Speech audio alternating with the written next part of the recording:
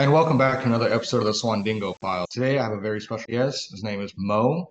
He is from Nigeria originally. He's here in America. He's going to talk to us about family, faith, and how he's crushing it today. And he's doing very successful. How's it going today, Mo? Oh, I'm going great, going great. Thank you, Stephen. Thanks for the introduction. Well, I'm glad you took the time out of your busy day, and especially on a Saturday, to join me. If you want to kind of go into, a little bit about your childhood, what it was like when you decided to come here to America. I know you had visited before, but if you can just start off there, kind of, what was childhood like in Nigeria? So, childhood in Nigeria for me, it was kind of rough, you know, like I was saying, like I was talking to you earlier before we start recording, the kind of hardship that goes on in Africa is different from the kind of hardship that goes up in America, right? So things like food and water are hard to get over there. So people get hungry. Hunger is a normal thing in Nigeria. So like that was childhood for me. Although as I started growing up, things started getting better for my father. He was a custom officer. So he started getting promotion and things started getting better for the family. And I was also able to go to school and we used to come here for vacations. I remember the first time I came here, I really loved it. It was Texas I went to, and it was great, right? And I'm like, you know what? I wouldn't mind coming here to like raise my kids, right? Because there's something called the rule of law, and the rule of law, which is like which is basically everybody follows the law. There is really no in between about it. So those were some of the things that made me move over here, start over here, and be like, I really want to like build a legacy for my family here to where we call it American. Okay. And do you have kids now? Not yet, because it's a plan, right? Because I'm planning it out. I haven't had kids yet. I'm married. We've been married for 2 years now. This is gonna be the third year. So, I'm taking things as they come. How about you? You have kids? I have six kids. So, and my youngest is two, my oldest is 11, and I got my hands full, but they are a blessing. I'm not gonna lie, and I hope you do get to have your own kids one day. And I wouldn't have any more than two or three though. I'd stick to that number because once you get past that, it's very rough. Yeah, yeah, I can imagine.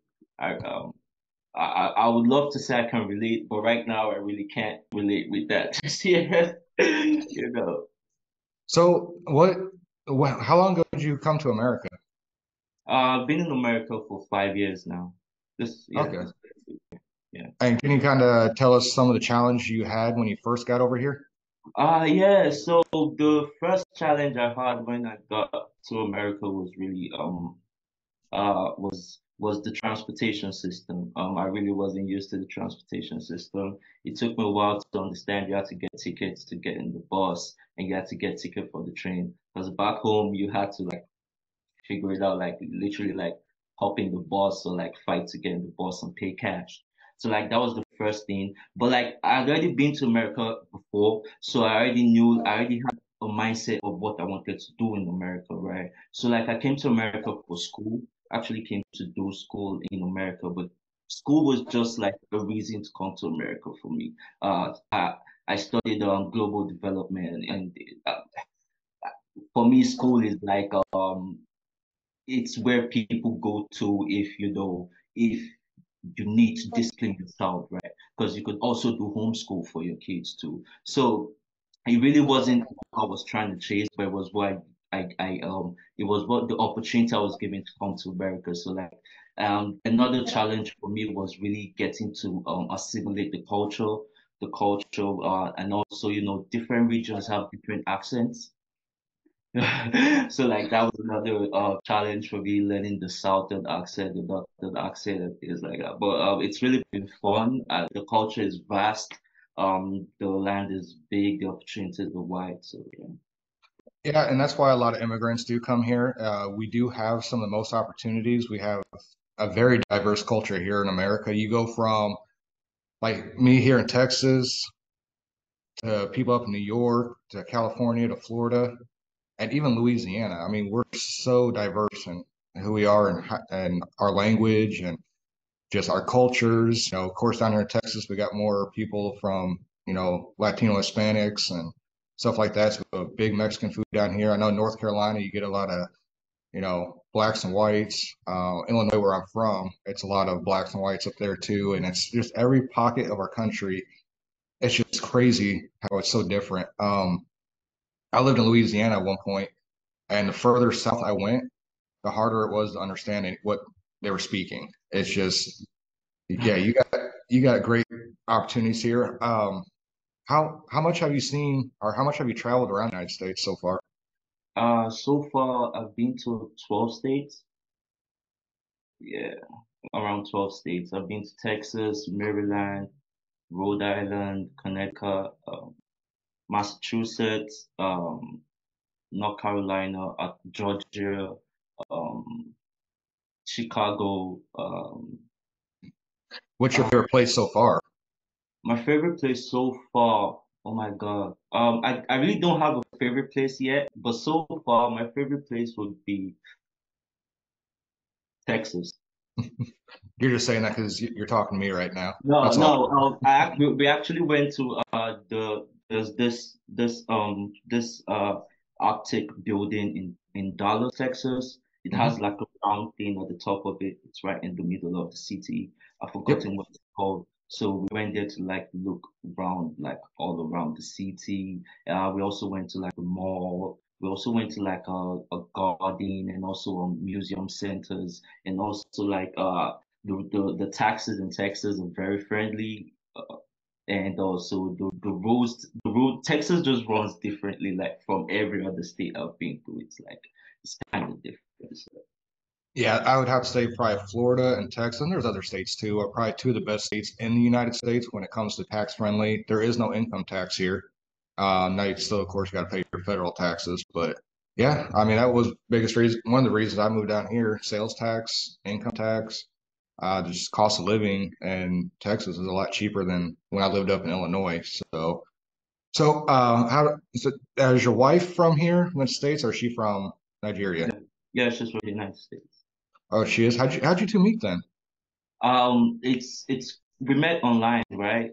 So we met on this online platform, and we first started chatting, but we actually got together because her parents her parents are from Nigeria, right? So I there was a little bit of relation there we could relate, and also we were able. That's how we met. Really, we met online and started going online. But then from her, I met her mom. Her mom has a business here in America. She's doing healthcare. Her mom was able to help me with a couple things. Her brother too was very helpful. I have family back home that I haven't seen in a while, though, like 5 years, but still, I still get that family feel from like the people around me over here in America, from like friends. Sometimes family is in blood, but that doesn't mean that they're not family, right? And sometimes blood is in family too, So so that's the relation I was able to build. I have like family that is actually family. So yeah, that's something that keeps me going right now. And So let me. Oh, go ahead. yeah, Sorry. I was just gonna say something else on family, like family is something that is legacy. It's a bloodline, a community. It's what represents me. It's not when I'm not present. Family is what represents me when I'm not present, right? So like family is how we live forever. Family is part of the reason I wake up and grind for better days. That's what's family to me. The Pope John the 23rd was like family is the first essential cell of human society. But so like family is necessary in every society. So like in America, able to like get a family, start a family, a brother here, a sister there, a brother that is not blood but still a brother, a sister that's not blood but still a sister. I've had and it's been really good having that type of community around me right here in America. Well, I'm glad you found the support that you needed while you were here. let me ask you though, because there is a difference between where you're from and America. Do you see, okay, so you've been here 5 years. Do you see any differences between how America's families are versus your family structure is? Like, do you see America as the same kind of culture, or, when it comes to family, or do you see it kind of waning a little bit? Well, America, the core of America that I've been able to see so far within 5 years, like the core of it has the same cultures. It's still the same cultures. You go into a white man's house, he he has the whole family sitting on the table to have dinner. You go into a black man's house, he has the whole family sitting on the table to have dinner. So it's still like the same core cultures. It's just that, nowadays with the recent media and what they keep pushing out on the media, it's it's been infiltrating families, so making it cool to like not have love in the house, or like making it all right to be like to be assholes to the kids, or like things like that is what the media infiltrates to the kids, or like trying to make the kids pick no offense, trying to make the kids pick a gender, right? So like things like that is the only, and that's like the base of it. It just started like what, like a couple years ago. It wasn't like this from the start, right? So, but aside that, it's still the same core between in Africa and America that I've seen in family for me.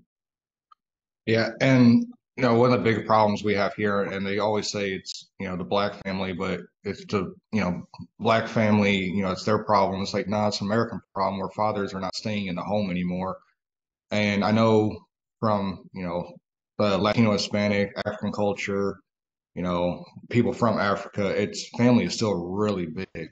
It's the core of everything. And here in America, we're losing that, and we have people pushing that. Oh, you don't need a nuclear family, and that's complete bullshit, personally.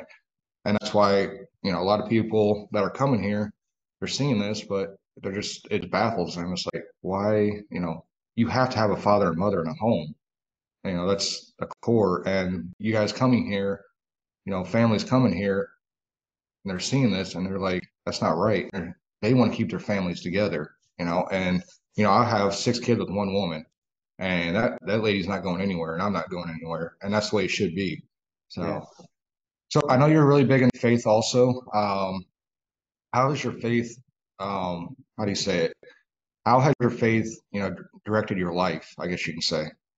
Yeah, so to just piggyback off what you were saying first on like family, uh it's it's it's it's deeper than, the media has to do a good job showing what, the strength of a family could do for the whole society.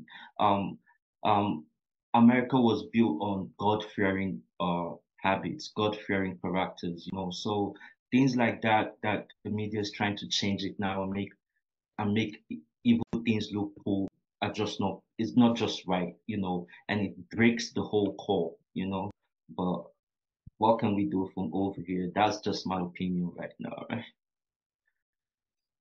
No, I get it. So you're here. I know you've become successful. How what is it, everything that you're involved in now that's that you're so successful at?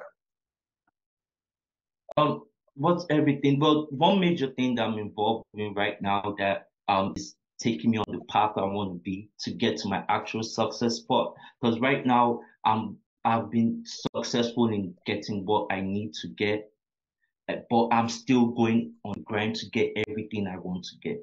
And one thing that makes me keep going is faith, right? So what's faith? Faith is believing what we hoped for has happened, but it hasn't just happened yet, right? That's faith. Like, oh man, I believe this thing, it's gonna happen, but it hasn't just happened yet. And that's faith. And faith is going through hard times with a smile because, I know, not hope, but I know that, everything is gonna be all right. Everything is definitely going to be all right.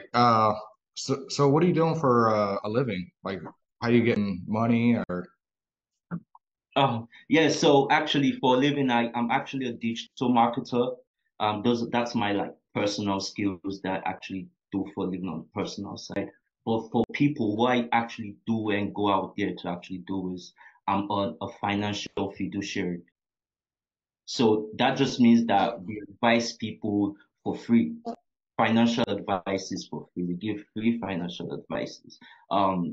There are lots of myths in the financial world, and it got me interested because this topic is something, money is something that everyone works hard to acquire, but fails to research on how it works. Everybody works so hard to get some money, but people don't really care how it works or like what the right account to put it. Most of the times, some people even hate the people that preach about it, understand it, or maximize it. Funny how we can hate someone making some money, but want to have it too. You know, that's such a contradiction. Um, People need to have some faith and handle their own fate, if that makes sense. People need to have some faith and handle their fate, and stop hoping. Knowing how money works and the right places to put it is as necessary as waking up and going to work 8 hours a day. All right, because if you're out there working hours for the same money, but still keeping it in the bank, hoping the bank doesn't crash tomorrow, then you know, what's the use? No, I get what you're saying, and it's yeah, most Americans aren't, most people in general aren't financially literate, and they don't know. I was talking to one guy yesterday, and it's like, the best traders in the world, they, instead of just sitting there waiting for them, they're aggressively trading instead of waiting to get their money back. They're just aggressively trading, watching stock markets. And the great thing about America is you can do whatever you want here, and there's thousands of ways to make money. Whether at home, you go out and do it. You can travel all over the place. This is like you get more opportunities here than anybody, and if you just put your mind to it and you just have, keep your nose to the grind and keep working hard, you can become, you can start from nothing and in just a couple of years have millions of dollars here in America. And that's why, people like you want to come over here. They want a piece of that American dream. And it's not hard to obtain. You just, you have a strong family base here. You got to sound like you got a good wife, and it sounds like their family is really helping you out. And that's really nice. Most people, come here and it takes a little bit longer, but it seems like you're really um, smashing it already. Yeah, like Stephen, that's what I'm talking about faith. That's where faith comes in. Faith doesn't have a time frame. There's no when we talk about faith, there's no, if it doesn't happen next month, I'm giving up. That's fear. That's fear replacing faith. Faith most times there's no time frame. Faith is, whenever it happens, it's gonna happen at the right time. Faith is timeless. Churchill said, continuous effort, not strength or intelligence, is the key to unlocking our potential. I indulge you that continuous effort and faith, not strength or intelligence, is the key to unlocking our potential. So, like, and I'm not like saying, faith in what? Faith in what? Faith in, if you believe in God like I do, then faith in God. Faith in what, an alter ego, if the person has an alter, believe. But everybody believes in something. But we got to have faith in the universe, in God, and that is what, keeps things going. Also, faith and family too. That's a big Faith, one. So faith in especially with family, having faith in family, and also like having family has faith in you, because the family will notice the faith, the energy, the family will notice that you have faith in them, and they reciprocate that faith in you too. And that gives this type of energy burst to go get something done. I like it. I love it. So you're here in America and you're not a citizen yet. You're just a green card holder, correct? Yeah, correct. And so you put your paperwork in to become a U.S. citizen. Yeah, I'm actually on the way to do that because first I want to like have a child. I'm really not, I want to have a child. So once I get a child sometime, then I'll actually put in my documentations to actually fully become a citizen. Awesome.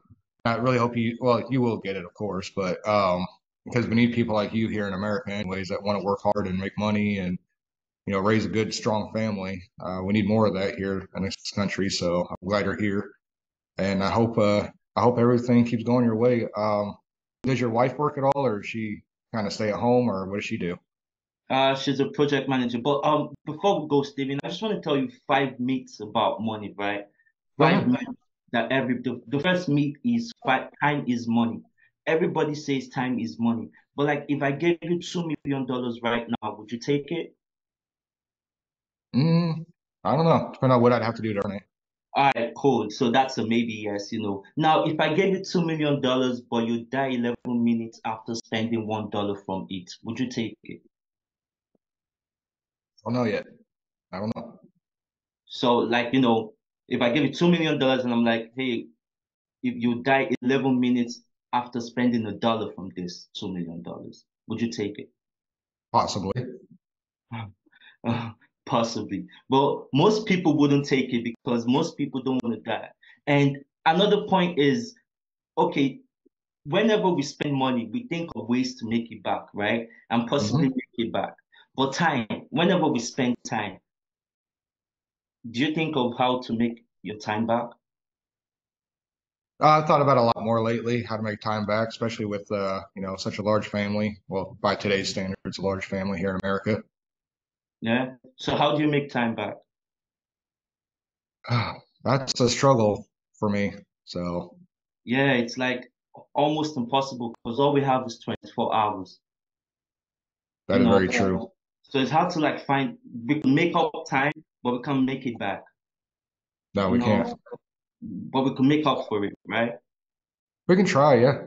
Yeah. So time isn't money because money we can make it back, but time we can't make it back. It's gone, Yeah. and that's the first myth. The second myth is that money is the root of all evil. Uh, have you been try being poor, please, broke, and not thinking about some evil stuff to do to level up?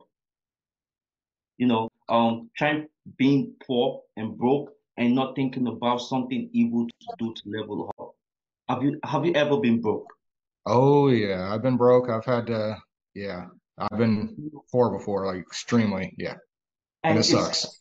yeah, it sucks, and it's also harder to think of only good things to do when you're poor. Well, most broke, it's easier to think of many crazy things to do when there's nothing available. And that means that poverty is a lot identical with evil than money. Hmm. You know, Never that thought. means that means poverty is the root of all evil, not money. Yeah, no, Being, yeah, no, I get it. That makes sense actually. and I really want to like another myth is Jesus was poor. So I should be poor on earth and all my riches will be given to me in heaven. Yeah, right. Are you God fearing? Like a Bible Mm, reader? Do you read your Bible sometimes? not a long time. Probably when I was younger, I did. Well, not probably, but I did when I was younger. But I'm not like I'm not like one of those big, Bible readers and everything like that. I mean, I have faith and I have all that stuff, but I just try to live my life, best I can, and hope one day I get up there. At least I Yeah, hope. that's what's up. Well, I'm not a Bible reader like a pastor, like church goer. But the Bible, there's a reason why the Bible is the most sold book in the world and also the most popular book in the world, right? There's so many knowledge in the Bible that that's been passed through more than 2,000 years, right? So most people think Jesus was poor. That's a myth. Firstly, Joseph was tagged the carpenter. It was called the carpenter in the Bible. It wasn't called a carpenter. So that means he was an important person. And also, a carpenter in the olden days was equal to an architect. A carpenter was equal to an architect in the olden days. It was prestigious position. So Jesus wasn't poor and Joseph wasn't poor. Also, in the party, there was Jesus' first miracle was in the party and he turned water to wine. But in that process, Mary didn't know he was going to turn water to wine. Um, whenever you go out with a group of friends to a party, right, and the drinks are over, who do you ask to buy more drinks? The richest guy in the group, right? Generally, yeah, and usually they offer, yeah. Yeah, it's the richest guy in the group that buys the drinks. So when in the Bible, when they came to meet Mary, the organizers of the party came to meet Mary, the mother of Jesus, and told Mary the drinks are finished. And Mary's like, tell the richest guy in the group, Jesus. And that was his first miracle. So nobody thought Jesus was going to perform a miracle. Everybody thought he was going to pay for it, but he performed the miracle. So that's another myth that people have to. And the last myth is the manipulation of information and perception systems. That's the media. I call it the manipulation of information and perception system. I haven't watched the news in about 2 years. So much negative energy in it. How do I go about my day having faith but watching news morning, afternoon, and night? The media breeds on fear. The people are controlled by negativity. Like everything on the media is all fear and negativity. So that's why I haven't watched the news in like 2 years now. It's all I actually go online and go and look for what I want to see. So those are some of the myths that that people need to know. And also like the last myth, it's a big one, right? It's the tax deferred system account, the tax deferred investment account. That's the 401ks, the 403bs, the TSPs. They are variable accounts that go up and down, right? Do you have a long-term retirement account? I'm actually retired already from the military, so I don't have an actual account. So no, but yeah, as I build, I will be getting more and more into investments and retirement accounts and all that good stuff as I build. Right, that's great, man. So this is the last myth, right? It's about the tax deferred account. So that's the 401ks, 403bs, the TSPs. They go up and down, right? Mhm. If you know about the Yep. investments, like stock market, it goes up, it goes down. And the first myth is that people think that, after 30 years of saving, they won't be taxed when they want to take the money out for retirement. When you've already retired, right? So when you retired, did you have some retirement? No, no, I just get a check every month from the government, so I don't actually, that's because I was medically retired from the, excuse me, medically retired from the Army. So that's where I Okay, get that retirement check from. okay. So were you taxed? Did No, you? that Okay, is no. it's a Yep. different period. It's a whole different. So this one is for like the people put their checks aside for like long term 30 years time. So a quick question for you, Stephen. If you were investing $200 a month, how would you like to pay your taxes? Would you like to pay your taxes upfront or 30 years later? I have no idea, honestly. I never even thought about that. So that's crazy. Well, that's the thing, right? So okay, let me put it this way. If you were a farmer farming orange seeds, would you like to get your seeds taxed or your oranges taxed? Wouldn't it be the seeds tax? The seeds Um, before that means before you like while they're still seeds, before they grow into trees and oranges and a whole bunch of forest, would you want the bag of seeds taxed or would you want your whole orange field well, taxed? which one would be cheaper? Like The bag, in the long run. the bag of seeds, right? Because they're Yep. still in seeds, and by the time they become trees, one tree could have like 20 oranges in it. You'd And have a higher profit by that point. yeah, you have a higher profit and you'll be in a different tax bracket by that point. You'll That be is in a higher true. tax bracket. So your taxes will be higher at that point. Yep. Okay, so you'd want to tax before Yeah. because you'd have more on the back end. Okay, I get it now. Okay, I never even actually thought about that. I'm not Yeah. real, you know, all I know is the government keeps taking my money because even though I have 6 kids, want more money out of me. It's like Mhm. I have 6 kids though, and they still want money out of me. It's like you're crazy. But I'm glad we have people like you here that understand this better than I do because I don't know crap about taxes. I'll be honest. I just know that I try to get tried not to pay anything at the end of the year, but because I make so much now the government wants some extra, even though I have 6 kids, and I'm pretty sure I know how to spend the money more better than our government does. But they don't see it that way, so we got to send money somewhere else. That's wild. Do you have an LLC? Yeah, we do. So me Okay. and my business partner, we do. Okay. So have you looked into like tax not tax deferred, but uh account, what's it called? Indexed accounts. Have you looked into indexed accounts? No, I have not personally. No. So there's something going on right now. It's like it's called an index universal life insurance. It's life insurance's annuity. There are different products in it. There are other indexed investment accounts. So what happens in an indexed account is there's a base, there's a floor, and there's a cap. So and just like we were saying, the seeds get taxed, not the harvest.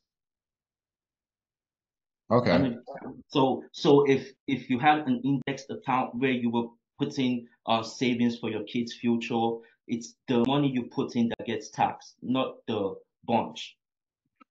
Okay. That makes And sense. and there's a base and a cap. That means that when the stock market crashes, there's a floor, so yours doesn't go down. And there's a cap, but when the stock market goes 50%, yours doesn't go higher because it tracks the stock market. So like that's the investment account, index universal life.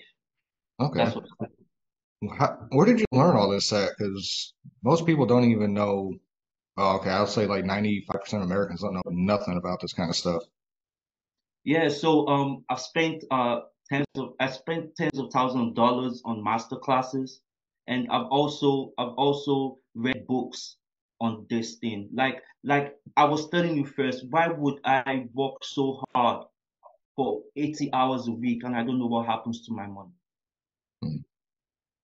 So I'm like, man, I really have to figure out what happens to my money. So I invested time and money into finding out what happens because there are people out there who know these things, right?